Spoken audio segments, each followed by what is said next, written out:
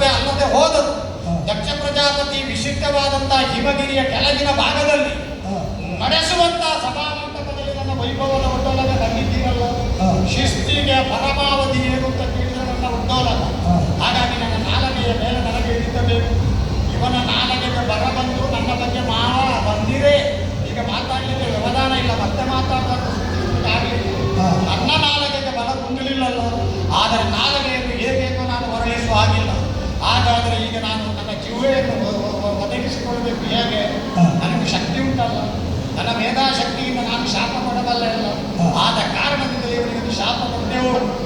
ಇನ್ನು ಮುಂದೆ ಯಲಾಯಿಷ ಅವಿರ್ಭಾಗದಲ್ಲಿ ನಿನಗೆ ದಕ್ಷಿಣೆ ಬಾಲೆ ಸಿಗದೆ ಹೋಗಬೇಕೆಂದು ಶಾಪನೆ ಕೊಡುತ್ತೇನೆ. ಇನ್ನು ಈ ಸಭೆಯಲ್ಲಿ ನಾನು ನಿಲ್ಲುವುದು ಯಾಕೆ? ನನ್ನ ಕುರಿತಾಗಿ ಅವಮರ್ಯಾದೆ ನಡೆಯುತ್ತಾದರೆ ಆ ಸಭೆಯಲ್ಲಿ ಇರುವುದು ಯೋಗ್ಯತಾವಂತನಿಗೆ ಪುರುಷನ ಪ್ರಾಯ ಅಲ್ಲ. ಇವನ ಇರವನ್ನು ಇಲ್ಲಿ ಈಗ ಈ ಕ್ಷಣದಲ್ಲಿ ಅಮಾನ್ಯ ಮಾಡಿ ಇವ ಇರುವವರೆಗೆ ಈ ಸಭಾ ಕಲಾಪದ ಒಂದಂಶದಲ್ಲೂ ಪಾಲ್ಗೊಳ್ಳುವುದಿಲ್ಲ.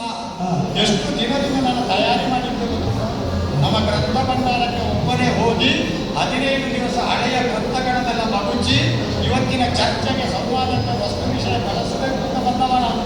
ಏನು ತಯಾರಿ ಮಾಡಿದ ಬಂದದ್ದ ದಾನಪತ್ರಗಳನ್ನೆಲ್ಲ ಮಗುಚಿ ತೆಗೆದಿದ್ದೇನೆ. ಇವತ್ತಿನ ಈ ಸತ್ರದಲ್ಲಿ ಈ ಜ್ಞಾನ ಯಜ್ಞದಲ್ಲಿ ಈ ವಿಷಯದ ಮೇಲೆ ಚರ್ಚೆ ಈಗ ಈ ಅಸ್ಥಾನದಲ್ಲಿ ಅಪ್ರಯೋಜಕವಾಗಿ ಪ್ರಯೋಗ ಮಾಡುವುದು ಯಾಕೆ? ಇವರಿಗೆಲ್ಲ ಚರ್ಚೆ ಬೇಕು.